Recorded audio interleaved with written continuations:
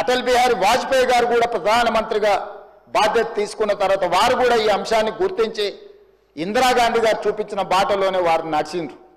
కానీ మోడీ గారు వచ్చిన తర్వాత ఆ ఆలోచనలో లేరు. ఈరోజు కేంద్ర మంత్రులు కొంతమంది ఇంతవరకు ప్రభుత్వం చర్చించలేదు, ప్రభుత్వం నిర్ణయం తీసుకోలేదని ఏదైతే వాదిస్తున్నారో ఆ వాదన అర్ధ సత్యం అని నేను చెప్పదలుచుకున్నాను అధ్యక్ష. ఈ సందర్భంగా 2-3 అంశాలు. ఆంధ్రప్రదేశ్ పునర్విభజన చట్టం 2014 ప్రకారము తెలంగాణ రాష్ట్రంలో ఉన్న 119 శాసనసభ నియోజకవర్గాలు 153 పెంచాలని, ఆంధ్రప్రదేశ్లో ఉన్న 175 శాసనసభ నియోజకవర్గాలను 225 వరకు పెంచాలని చట్టంలో పొందుపరిచి పార్లమెంటులోని చట్టం చేస్తే 11 సంవత్సరాలు ఆ చట్టాన్ని కేంద్ర ప్రభుత్వం అమలు చేయలేదు.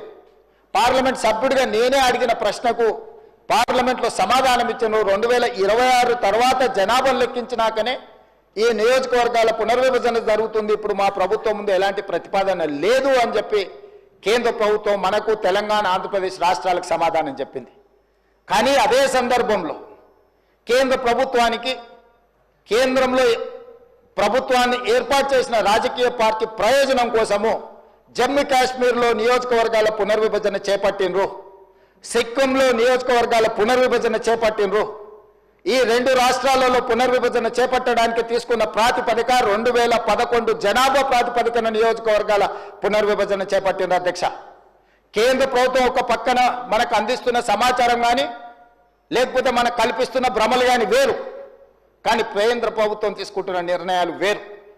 ఈరోజు నేను అందుకే కేంద్ర ప్రభుత్వాన్ని మీరు చట్టం పార్లమెంటులోనే చట్టం చేసిన ఆంధ్రప్రదేశ్ తెలంగాణకు నియోజకవర్గాల పెంపు అంశాన్ని 2026 జనాభా లెక్కించిన తర్వాతనే చేస్తామని మా పట్ల వివక్ష చూపించుకుంటూ మీరు జమ్మూ కాశ్మీర్లో కూడా సేమ్ అదే చట్టం ఉంది.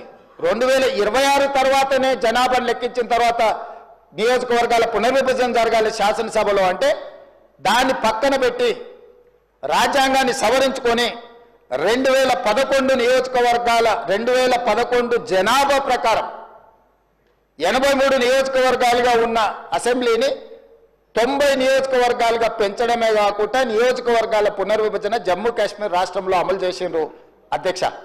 అదేవిధంగా సిక్కింలో కూడా సిక్కిం రాష్ట్రంలో సీట్లు పెంచాలని 2018 కేంద్ర ప్రభుత్వం క్యాబినెట్లో రెజల్యూషన్ పాస్ చేసి ఈరోజు సిక్కింలో నియోజకవర్గాల పునర్విభజన ప్రక్రియ కొనసాగుతుంది అధ్యక్ష. జమ్మూ కాశ్మీర్లో కానీ సిక్కిం రాష్ట్రంలో కానీ నియోజకవర్గాల పునర్విభజన 2011 జనాభా దామాషా ప్రకారమే నియోజకవర్గాల పునర్విభజన జరిగింది. మరి ఈరోజు మేము ఆందోళన చెందడానికి ఈరోజు శాసనసభలో తీర్మానం ప్రవేశపెట్టడానికి కేంద్ర ప్రభుత్వం అవలంబిస్తున్న ద్వంద్వ విధానాలను ఈరోజు ప్రజల దృష్టికి తీసుకువెళ్లడం కోసమే ఈరోజు తీసుకున్నాము.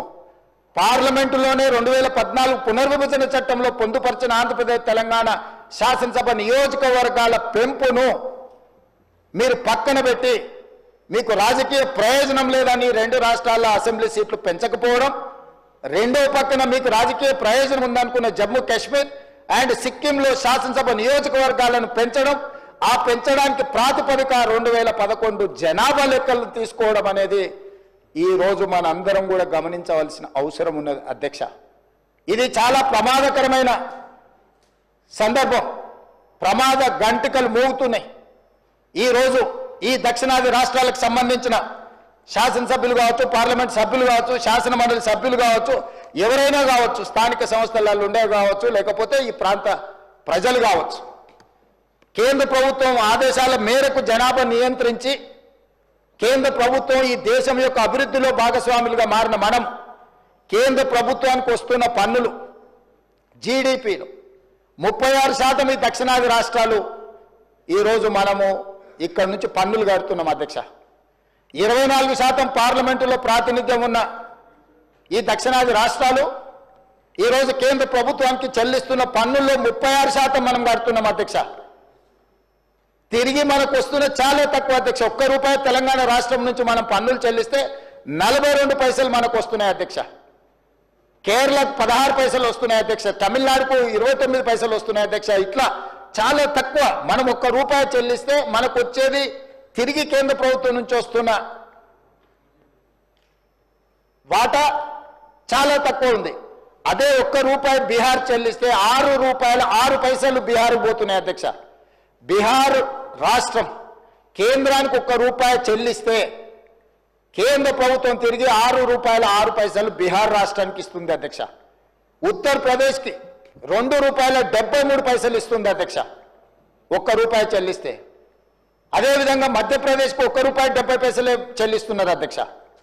అంటే ఈరోజు ఆర్థికంగా మనకు నష్టం జరిగినా పర్వాలేదు, ఈరోజు ఆర్థిక అభివృద్ధితో పాటు ఉద్యోగ ఉపాధి అవకాశాలలో దక్షిణాది రాష్ట్రాలు ఈ దేశానికి ఆదర్శంగా నిలబడ్డాయి.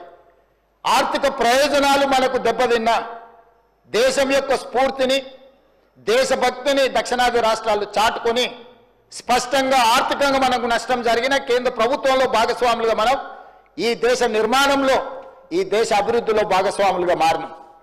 కానీ ఈరోజు ఆర్థిక ప్రయోజనాలను వదులుకున్నా ఈరోజు రాజకీయంగా మన ప్రాతినిధ్యాన్ని వదులుకోవడానికి మనం సిద్ధంగా లేము అధ్యక్ష. అందుకే ఈరోజు మేము స్పష్టంగా కేంద్ర ప్రభుత్వాన్ని డిమాండ్ చేస్తున్నాం. 100% ఈ అంశానికి సంబంధించి విస్తృత స్థాయిలో చర్చ జరగాలి. మీరు 2002లో వాజ్పేయి గారు చేసిన తీర్మానానికి మీరు కట్టుబడి ఉన్నారా లేదా, లేదా మీరు జమ్మూ కాశ్మీర్లో లేకపోతే సిక్కింలో 2011 జనాభా ప్రాతిపదికన ఏదైతే నియోజకవర్గాల పునర్విభజన చేసిందో ఈరోజు 2011 కానీ లేకపోతే 2026లో జనాభాను లెక్కించి ఆ ప్రాతిపదికన నియోజకవర్గాల పునర్విభజన చేస్తే మన ప్రాతినిధ్యము 19% పడిపోయి మన అవసరం లేకుండానే మన ప్రాతినిధ్యం లేకుండానే మన ఓట్లతో సంబంధం లేకుండానే కేంద్రంలో ప్రభుత్వం ఏర్పడే పరిస్థితులు ఉన్నాయి. ఆ పరిస్థితిని కల్పించుకోవడానికి కేంద్రంలో అధికారంలో ఉన్న రాజకీయ పార్టీ ఈరోజు ఒక ప్రణాళికబద్ధంగా దక్షిణాది రాష్ట్రాల మీద దాడి జరుగుతున్నది అధ్యక్ష. అందుకే ఈ ఆందోళనకరమైన నేపథ్యంలో తెలంగాణ రాష్ట్ర ప్రభుత్వం రాజకీయాలకు అతీతంగా అందరికీ నేను విజ్ఞప్తి చేస్తున్నా, మీరందరూ మనమందరం కలిసికట్టుగా కేంద్ర ప్రభుత్వంతో మాట్లాడదాం, కేంద్ర ప్రభుత్వంతో చర్చలు చేద్దాం. కలిసి వస్తే కలిసి వస్తుంది, కలిసి రాకపోతే మన అందరం ఒక పోరాటాన్ని నిర్మాణం చేసుకోవాల్సిన అవసరం ఉంది. అందుకే తెలంగాణ రాష్ట్రంలోనే స్పష్టంగా అన్ని రాష్ట్రాలకు విజ్ఞప్తి చేసిన ఈ వేదిక మీద నుంచి కూడా కేరళ, తమిళనాడు, పుదుచ్చేరి, ఆంధ్రప్రదేశ్ అండ్ కర్ణాటక ముఖ్యమంత్రులకు నేను విజ్ఞప్తి చేస్తున్నా. తొందరలోనే మా బట్టి విక్రమార్క గారు, అదేవిధంగా జానారెడ్డి గారు, కేశవరావు గారి నేతృత్వంలో తెలంగాణ రాష్ట్ర ప్రభుత్వం దీనికి సంబంధించి అన్ని రాజకీయ పార్టీలు, ప్రభుత్వాలు, ప్రజా సంఘాలతో సమావేశాన్ని ఏర్పాటు చేయబోతుంది. దానికి మీరు అందరూ రాండి. ఆ సమావేశంలో మనందరం కలిసి మన యొక్క ఆవేదనను, ఆలోచనను, భవిష్యత్తులో మనకు జరగబోయే నష్టాన్ని ఏ విధంగా పూడ్చుకోవాలనో, ఏ రకంగా కేంద్ర ప్రభుత్వంతో మనకు కావలసిన అంశాలను పరిష్కరించుకోవాలనో దానికి అందరూ సహకరించాలి. ఈ సభలో ఉన్న సభ్యులందరినీ సంపూర్ణంగా ఈ తీర్మానానికి మద్దతు పలికి రాజకీయాలకు అతీతంగా తెలంగాణ రాష్ట్రం రాజకీయ పార్టీలు, ప్రజా ప్రతినిధులు అందరూ కూడా మనం కలిసికట్టుగా ఉన్నామనే సందేశాన్ని కేంద్ర ప్రభుత్వానికి ఇవ్వాలి. తమరి అనుమతితో వీళ్ళందరినీ కూడా దీన్ని ఆమోదించవలసిందిగా కోరుకుంటూ మీ దగ్గర సెలవు తీసుకుంటున్నాను అధ్యక్ష.